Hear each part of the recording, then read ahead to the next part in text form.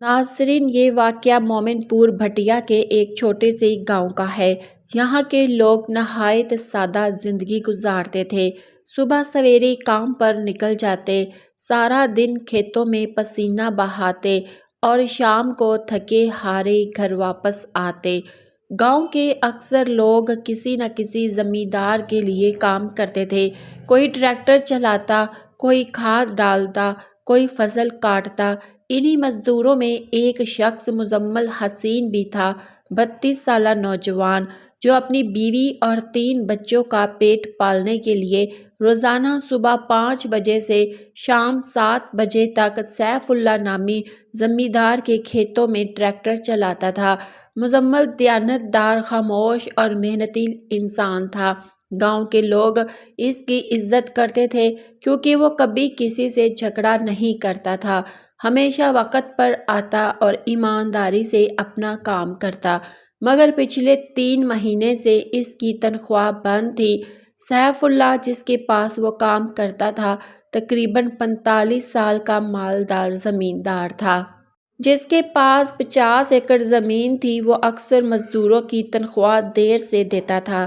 کبھی تو مہینوں گزر جاتے تھے۔ سیف اللہ کے ساتھ ہمیشہ 3 لوگ رہتے تھے، صدام، ارشاد اور بلال۔ یہ تینوں اس کے خاص ساتھی تھے۔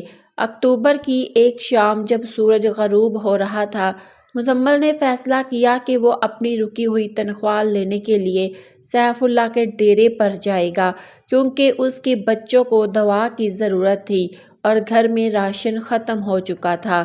سیف اللہ کا ڈیرا گاؤں کے باہر کھلے میدان میں تھا، ایک بڑا سا کمرہ جس کے ارد گرد کھیت تھے۔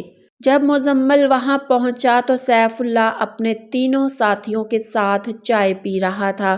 مزمل نے ادب سے سلام کیا اور کہا، میں اپنے 3 مہینے کی بقیہ تنخواہ لینے آیا ہوں۔ سیف اللہ نے پہلے تو ٹال مٹول کی، پھر بولا، میرے پاس ابھی پیسے نہیں ہے۔ مزمل نے نرمی سے کہا کہ میرے بچے بیمار ہیں، گھر میں کھانے کو کچھ بھی نہیں ہے۔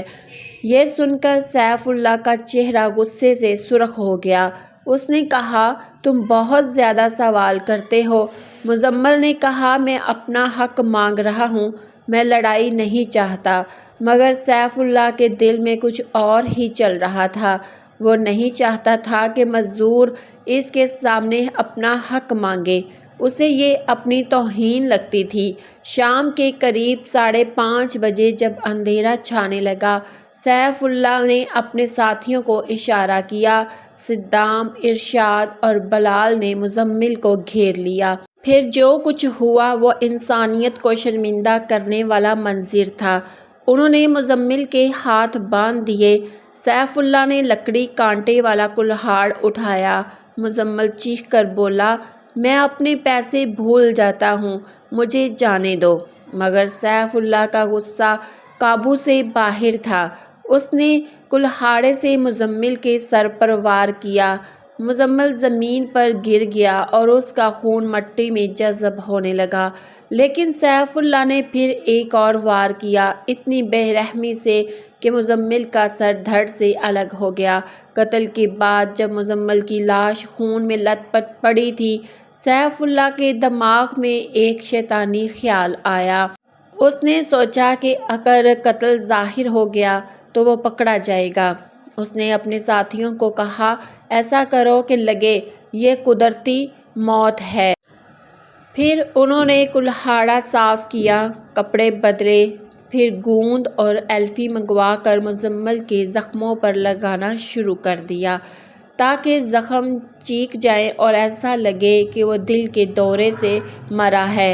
رات 10 بجے تک انہوں نے سر دوبارہ دھڑ سے جوڑا، زخم بند کیے، کپڑے صاف کیے اور لاش کو کمبل میں لپیٹ کر گاؤں کے قریب ایک کھیت میں پھینک دیا، جیسے وہ کام کرتے کرتے مر گیا ہو۔